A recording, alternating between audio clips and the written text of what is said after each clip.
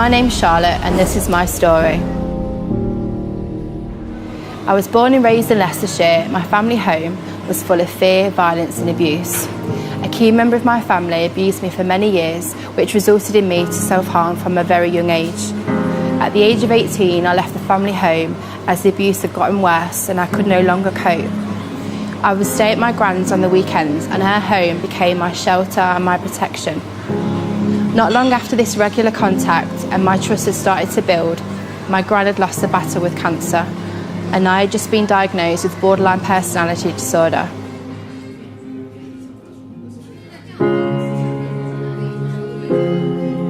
The reality of all of this resulted in me wanting to escape and move to Newquay, where I would start a new life. At first, everything seemed okay.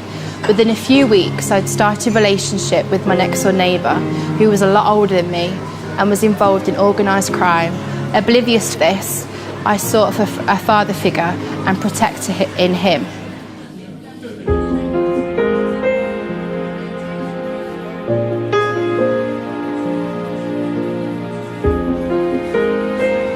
Just a few months later, he became extremely possessive and would secretly drug my drink, which led me into a lifestyle of addiction.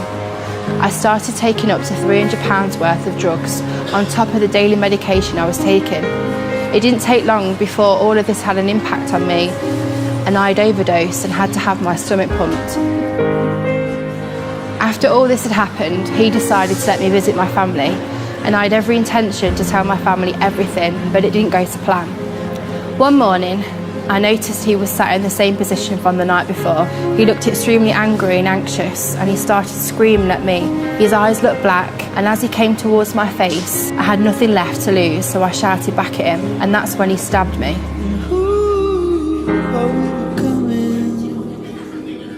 Keep running.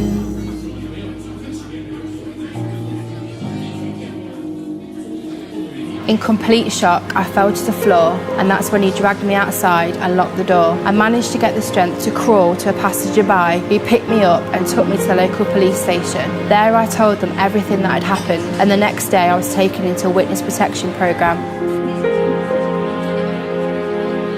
After 6 months of being in witness protection, it was safe enough for me to return to Leicester and finally reconnect with my family. In the August of that year, I was accepted into a Christian residential programme and just after 4 months of battling, I was asked to leave the programme, which left me feeling even more rejected and worthless. When I came into City Hearts, the little trust that I had was gone. I built walls around me to protect myself from anyone else getting in or rejecting me. City Hearts gave me a safe space to process everything that had happened. City Hearts taught me that I didn't have to run anymore. They loved me when I didn't want to be loved and encouraged me to know that I was worth more than what had happened to me. Today, I don't run, I stand free.